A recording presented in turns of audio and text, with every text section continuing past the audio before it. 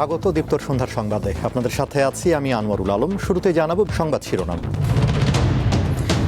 অপরাধ দমনে রাতারাতি পরিবর্তন সম্ভব নয়, মন্তব্য স্বরাষ্ট্রমন্ত্রীর। প্রতিষ্ঠাবার্ষিকীতে বিএনপির কর্মসূচি ঘোষণা। ধর্মীয় ভাবগাম্ভীর্যের মধ্য দিয়ে দেশে চলছে ঈদে মিলাদুন্নবী পালন, মহানবীর আদর্শ মানবিক মূল্যবোধ স্মরণ। বিশ্বজুড়ে ভিসা আবেদনের সাক্ষাৎকার স্থগিত করল যুক্তরাষ্ট্র, কারণ হিসেবে বলা হচ্ছে প্রশিক্ষণ কর্মসূচিকে।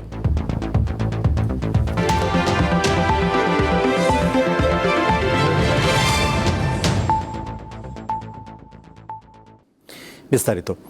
আইন শৃঙ্খলা পরিস্থিতির রাতারাতি বৈপ্লবিক পরিবর্তন সম্ভব নয়, তবে সকল অপরাধের যথাযথ ব্যবস্থা নিচ্ছে আইন শৃঙ্খলা বাহিনী, এমন মন্তব্য করেছেন স্বরাষ্ট্রমন্ত্রী সালাউদ্দিন আহমদ। তিনি আরও বলেন, সরকারের 6 মাসে এমন কোনো অপরাধ নেই যা বিচারের আওতায় আনা হয়নি। সকালে রাজধানীর নয়াপল্টনে ঈদে মিলাদুন্নবী উপলক্ষে আয়োজিত দোয়া ও মোনাজাতে অংশ নিয়ে একথা বলেন স্বরাষ্ট্রমন্ত্রী। পবিত্র ঈদে মিলাদুন্নবী উপলক্ষে রাজধানীর নয়াপল্টনে বিএনপির কেন্দ্রীয় কার্যালয়ের সামনে আয়োজন করা হয় দোয়া মাহফিলের। এতে যোগ দেন দলের কেন্দ্রীয় ও অঙ্গ সহযোগী সংগঠনের নেতৃবৃন্দ। আলোচনায় অংশ নিয়ে বিএনপি নেতারা মহানবীর আদর্শ অনুসরণ করে সমাজে ন্যায় বিচার ও শান্তি প্রতিষ্ঠার ওপর গুরুত্ব আরোপ করেন। প্রধান অতিথির বক্তব্যে স্বরাষ্ট্রমন্ত্রী সালাউদ্দিন আহমদ বলেন, রংপুরে 4 জন হত্যার ঘটনা সংঘটিত হওয়ার যৌক্তিক সময়ের মধ্যে সংশ্লিষ্ট সবাইকে আইনের আওতায় আনা হয়েছে। সরকারের 6 মাস অতিবাহিত হয়েছে। এই দায়িত্ব নেওয়ার পরে একটি ঘটনাও নাই, এমন কোনো অপরাধ নাই যেটা সংঘটিত হওয়ার পরই পুলিশ বাহিনী সেটা গ্রেফতার করতে পারে নাই বা বিচারের আওতায় আনা নাই। একটি ঘটনাও নাই। এটাই বাংলাদেশে বর্তমান সরকারের কৃতিত্ব। রংপুরের একটি ঘটনার কথা মহাসচিব সাহেব বললেন, সেই ঘটনা সংঘটিত হওয়ার যৌক্তিক সময়ের মধ্যে সবাইকে আইনের আওতায় আনা হয়েছে। এরকম রামেসা হত্যা থেকে শুরু করে প্রত্যেকটা অপরাধের আমরা অ্যাড্রেস করতে পেরেছি এবং যথাযথ আইনি প্রক্রিয়ায় নিয়ে আসতে পেরেছি।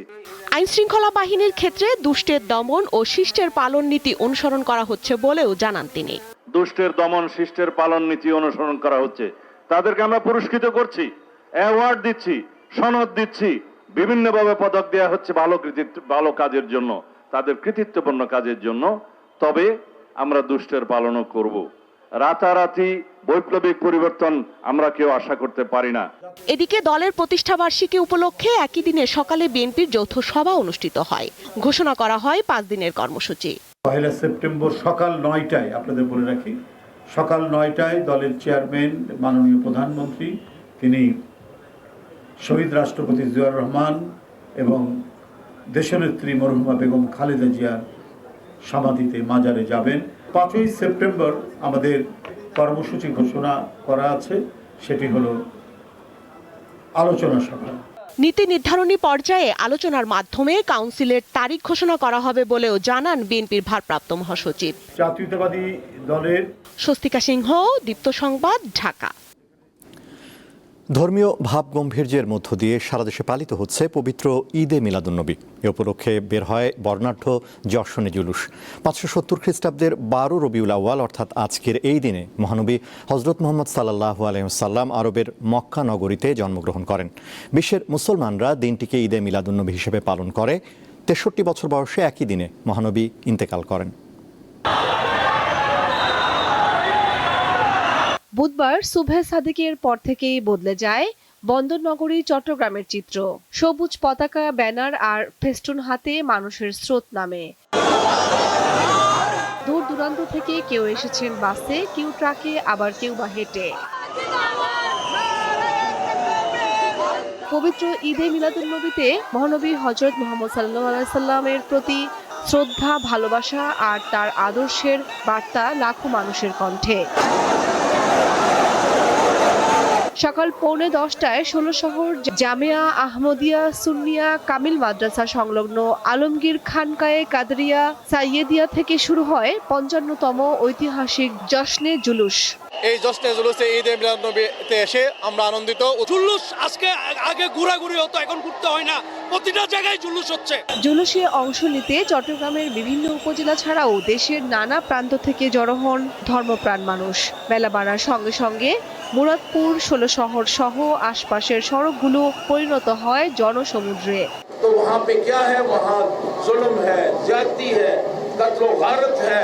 রাজশাহী মহানগরীতে সকালে আয়োজন করা হয় জশ্নে জুলুস। এতে বিভিন্ন এলাকার মানুষ অংশ নেন।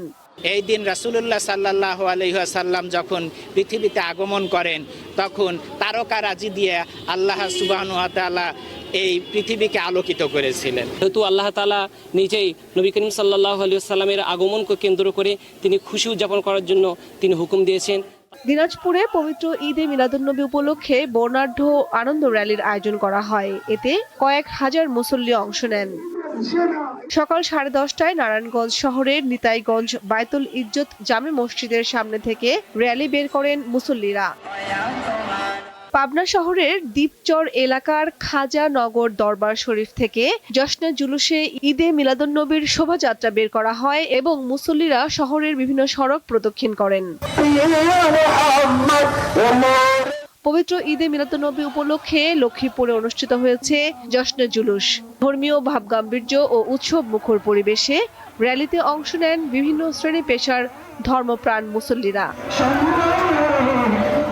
কামরুন নাহার, দীপ্ত, বার্তা কক্ষ। দিনাজপুরের বড়পুকুরিয়া কয়লা খনির মাইনিংয়ের প্রভাবে আশপাশের গ্রামের বাড়িঘরে ফাটল দেখা দিয়েছে। এতে আতঙ্কে দিন কাটাচ্ছেন স্থানীয়রা। ক্ষয়ক্ষতির নিরপেক্ষ জরিপ ও ক্ষতিপূরণের দাবি জানিয়েছেন তারা। 1985 সালে দিনাজপুরের বড়পুকুরিয়া কয়লা খনির সন্ধান পায়। আমি যেখানে দাঁড়িয়েছি এই পর্যন্ত কিন্তু সরকার অধিগ্রহণ করেছে। ঠিক আমার বাম পাশের অংশটুকু কিন্তু সরকার এখন খালি চিহ্নিত করে রেখেছেন, তবে এখনো অধিগ্রহণ করেননি। কয়লা উত্তোলনের ফলে এখানে মাইনিং বিস্ফোরণের ঘটনা ঘটে। এই মাইনিং বিস্ফোরণের ঘটনার কারণেই এই এলাকায় কৃত্রিম ভূমিকম্পের সৃষ্টি হয়। প্রতিদিন কয়েকবার ভূমিকম্পের মতন এই এলাকা কেঁপে উঠে, যার কারণে এলাকার যে বসতবাড়ি সেটি কিন্তু বেশিরভাগই কিন্তু এলাকায় ফেটে গিয়েছে। এই ঝুঁকি নিয়ে তারা কিন্তু বসবাস করছে। এই কৃত্রিম ভূমিকম্প কয়লা খনি কর্তৃপক্ষ থেকে যে সৃষ্টি, এটি এমন কম্পন ভাই যে রুম থেকে ছেড়ে আমাদের দৌড় দিতে হয়। আমরা সন্ধ্যার পর যখন আমরা ঘুমাতে যাই, মনে হয় আমরা আর সকালবেলা উঠবো না। বাইরে হাইতে হাইতে আর কি মনে হয় যে গায়ে পড়বে। ঘর বাড়ি থাকার অনুপযোগী একবারে। আমরা যেখানে আসি খুব কষ্টের মধ্যে আসি। কয়লা খনি কর্তৃপক্ষ, আমরা এর আগেও কথা বলছি, কিন্তু তারা ঠিক সঠিকভাবে পরিচালনা করে না। ঘুমাতে পারে না। ঝড় বৃষ্টি আসলে আমাদের ফাটল দিয়া পানি ভেতরে ঢোকে, ঘরের বাইরে বসে রাত কাটাতে হয়। কয়লার খনির যখন বোমা হয় তখন শব্দতে ঘর বাড়ি ভূমিকম্পের মতো কাঁপে। রেল ব্যবস্থা নিয়ে খুব চিন্তার মধ্যে আছি। কোথায় যাই, কি করি, সরকার আমাদের কোনো পদক্ষেপ নিচ্ছে না। আরো দুঃখজনক হলো যে এখানে আমাদের টিউবওয়েল আগে পানি উঠতো, সেই টিউবওয়েলের পানির ব্যবস্থা এখন পাওয়া যায় না। সাবমার্সিবল দিয়ে আমাদেরকে পানি উঠাইতে হয়। কারেন্ট না থাকলে আমরা সে পানির কোনো উদ্দেশ্য পাই না, এবং এই পানির মধ্যে আর্সেনিক বা আয়রন অত্যন্ত বেশি, যেটা পান করার অনুপযোগী। যে বড়পুকুরিয়া বাজার সংলগ্ন বেশ কয়েকটি যে গ্রাম রয়েছে, এর মধ্যে বাঁশপুকুর, কালুপাড়া সহ বেশ কয়েকটি এলাকা কিন্তু ইতিমধ্যে দেবে গিয়েছে। কিছু গ্রাম আংশিক দেবে যাচ্ছে। এই এলাকার মানুষেরা বলছে দ্রুত সময়ের মধ্যে যদি এই এলাকার মানুষকে অধিগ্রহণের আওতায় আনা হয়, তাহলে এই এলাকার লোকেরা অন্যত্র গিয়ে বসবাস শুরু করতে পারে। সুলতান মাহমুদ, দীপ্ত টেলিভিশন, দিনাজপুর, বড়পুকুরিয়া। রাজধানীতে নারীদের জন্য চালু হওয়া বিআরটিসির বিশেষ পিঙ্ক বাস সার্ভিসের প্রত্যাশিত সেবা এখনো মিলছে না। এর কারণ স্বল্প সংখ্যক বাস, যার সংখ্যা মাত্র 10টি। এসব গাড়ি চলছে 10টি রুটে। যাত্রীরা বলছেন বিশাল জনগোষ্ঠীর এই নগরে আরও অনেক পিঙ্ক বাস দরকার। নারীদের নিরাপদ ও স্বস্তিদায়ক যাতায়াত নিশ্চিত করতে চালু হয়েছে পিঙ্ক বাস। নারী চালক ও সহায়ক নারী হওয়ায় এর প্রতি আগ্রহ বাড়ছে। তবে প্রশ্ন হলো, পর্যাপ্ত বাস, নির্দিষ্ট সময়সূচি ও রুট নিশ্চিত করা গেলে এর সুফল কতটা পাবেন নারীরা? রাজধানীর অন্যতম ব্যস্ত এলাকা মতিঝিলে পিঙ্ক বাস দাঁড়িয়ে আছে যাত্রীর অপেক্ষায়। যাবে উত্তর বাড্ডা, মধ্য বাড্ডা, মেরুল বাড্ডা, রামপুরা, মালিবাগ, কাকরাইল, পল্টন ও গুলিস্তান। এই বাসে যাতায়াতের সবচেয়ে বড় সুবিধা হিসেবে স্বস্তি ও নিরাপত্তাকে দেখছেন নারীরা। তবে বাসের সংখ্যা বাড়ানো ও সময় মতো সার্ভিস নিশ্চিত করার দাবি তাদের। সকালে যে কিভাবে একটা লোকাল বাসে যুদ্ধ করে উঠতে হয় এটা আসলে যারা নারী আমরা আছি আমরা জানি খুব ভালো। তো এই সার্ভিসটা চালু হওয়ার কারণে আমাদের এই হ্যাসেলটা আসলে অনেকটাই আপনার লাঘব হয়েছে। আমাদের অনেক সময় অপেক্ষা করতে হয় এই বাসের জন্য, কাজেই সময় স্বল্পতার কারণে যারা আমরা অফিসগামী যাত্রী তাদের একটু কষ্ট হয়। একটু পর্যাপ্ত থাকলে আমাদের জন্য সুবিধা হয়। উদ্যোগটা ভালো, অবশ্যই ভালো, বাট আমাদের রুটে আরও গাড়ি দরকার। শুধু পিঙ্ক বাস নয়, সব গণপরিবহনেই নারীদের নিরাপত্তা নিশ্চিত করা জরুরি বলে মনে করছেন যাত্রীরা। আমরা বাইরে যখন আসি তখন অবশ্যই একটা নিরাপত্তা দরকার আমাদের।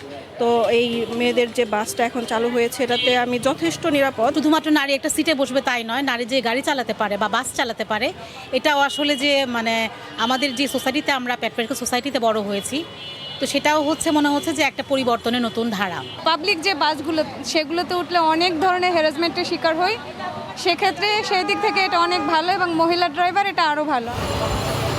নারীদের গণপরিবহনে হয়রানি ও নিরাপত্তাহীনতার অভিযোগ দীর্ঘদিনের। এমন বাস্তবতায় নারী চালক ও কর্মী দিয়ে পিঙ্ক বাস চালুর উদ্যোগকে ইতিবাচক হিসেবেই দেখছেন সবাই।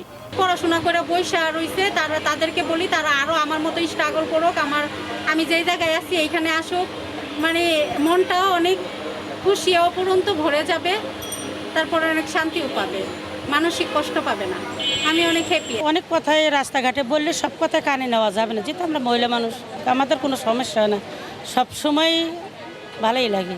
নিরাপদ যাতায়াতের সুযোগ নিশ্চিত করাই পিঙ্ক বাসের লক্ষ্য। এই সেবা কতটা নিয়মিত ও সহজলভ্য হয় সেটাই এখন দেখার বিষয়। সঞ্জিদা প্লাবনী, দীপ্ত সংবাদ, ঢাকা। যোগাযোগ ব্যবস্থায় দ্বিতীয় পদ্মা সেতু ঘিরে আগ্রহ বাড়ছে পাবনা সহ আশপাশের জেলার মানুষের। এটি হলে রাজধানীর সাথে উত্তর পশ্চিমাঞ্চলের যোগাযোগ আরও সহজ হবে। তাই পাবনার কাজিরহাট, রাজবাড়ীর দৌলতদিয়া এবং মানিকগঞ্জের আরিচার মধ্যে ওয়াই টাইপ দ্বিতীয় পদ্মা সেতু নির্মাণের দাবি পাবনাবাসীর। একসময় ব্যবসা বাণিজ্যে সমৃদ্ধ ছিল পাবনা জেলা, কিন্তু 90 দশকে যমুনা সেতু নাগরবাড়ির পরিবর্তে সিরাজগঞ্জে হলে স্থবিরতা নামে পাবনায়। যমুনা সেতু চালুর আগে উত্তরবঙ্গের 16 জেলার সকল যানবাহন ঢাকায় যাতায়াত করত পাবনা দিয়ে। বর্তমানে যমুনা সেতু দিয়ে পাবনার যানবাহন চলাচল করছে, এতে সময় ও অর্থ বেশি খরচ হচ্ছে বলে জানান এলাকাবাসী। কাঁচামাল খুব দ্রুত ঢাকায় পৌঁছা দিতে পারবে, পড়াশোনার ক্ষেত্রে এবং ওই মেডিকেলে যাওয়ার ক্ষেত্রে আমাদের খুব সুবিধা হবে সেতুটা হলে। আমরা অবশ্যই পাবনাবাসী হিসেবে ওয়াই প্যাটার্ন সেতুর দাবি জানাই। সরকারের কাছে একটাই আবেদন, মানে আমাদের এই সেতুটা যেন হয়। সময় বাঁচাতে অনেকেই কাজিরহাট আরিচার নৌ রুটে স্পিড বোট, লঞ্চ এবং ফেরিতে যাতায়াত করেন, কিন্তু সমস্যা হয় কৃষি পণ্য পারাপার নিয়ে। এজন্য ওয়াই টাইপ দ্বিতীয় পদ্মা সেতু নির্মাণের দাবি পাবনাবাসীর। ওয়াই ব্রিজটা হলে শুধু আমাদের পাবনা থেকে 8 জেলা বা 16 জেলা নয়, আমাদের রাজবাড়িও হয়ে যাবে। রাজবাড়ি হলে আরও প্রায় 16 জেলার সংযোগ হবে, তাহলে 32টা জেলা আমাদের কানেক্টিভিটি হবে সারা দেশের সাথে।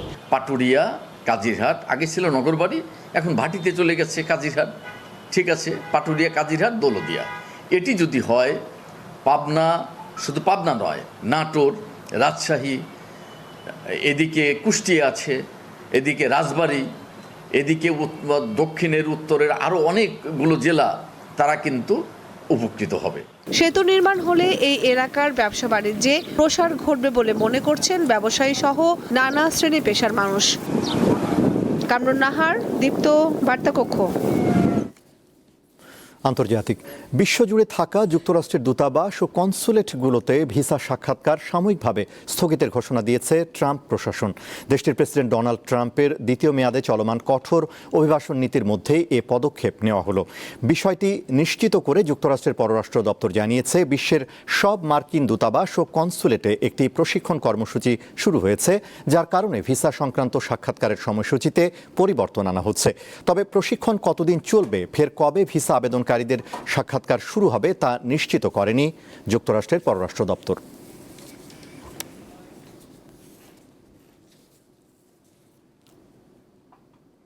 খেলার খবর। কলম্বো টেস্টে ভারতের বিপক্ষে ফলনে পড়েছে স্বাগতিক শ্রীলঙ্কা। চতুর্থ দিনের খেলা শেষে দ্বিতীয় ইনিংসে শ্রীলঙ্কার সংগ্রহ 6 উইকেটে 229 রান। এর আগে প্রথম ইনিংসে ভারতের 539 রানের জবাবে স্বাগতিকরা 290 রানে অল আউট হয়। 213 রানে পিছিয়ে থেকে আবার ব্যাট করতে নেমে শুরু থেকেই চাপে পড়ে তারা। ক্রিজে রয়েছে চলতি সিরিজে দুর্দান্ত খেলা সোনাল দিনুশা, 7 রানে অপরাজিত আছেন তিনি। সুরিয়া বান্দারা আউট হন ব্যক্তিগত 92 রান করে। দিন শেষে শ্রীলঙ্কার লিড মাত্র 16 রানের। পঞ্চম দিনে ভারতের অপেক্ষা 4 উইকেটের। শেষ করব দীপ্তর সন্ধ্যার সংবাদ, তার আগে সংবাদ শিরোনামগুলো জানাবো আরও একবার। অপরাধ দমনে রাতারাতি পরিবর্তন সম্ভব নয়, মন্তব্য স্বরাষ্ট্রমন্ত্রীর। প্রতিষ্ঠাবার্ষিকীতে বিএনপির কর্মসূচি ঘোষণা। ধর্মীয় ভাবগাম্ভীর্যের মধ্য দিয়ে দেশে চলছে ঈদে মিলাদুন্নবী পালন, মহানবীর আদর্শ ও মানবিক মূল্যবোধ স্মরণ। বিশ্বজুড়ে ভিসা আবেদনের সাক্ষাৎকার স্থগিত করল যুক্তরাষ্ট্র, কারণ হিসেবে বলা হচ্ছে প্রশিক্ষণ কর্মসূচিকে। এই ছিল এখনকার মতো। আমাদের পরবর্তী দীপ্ত সংবাদ রাত 11টায় দেখার আমন্ত্রণ। এছাড়া আরও তথ্য বিনোদনের খবর পেতে যুক্ত থাকুন দীপ্ত টিভির ডিজিটাল প্ল্যাটফর্মগুলোতে। ধন্যবাদ।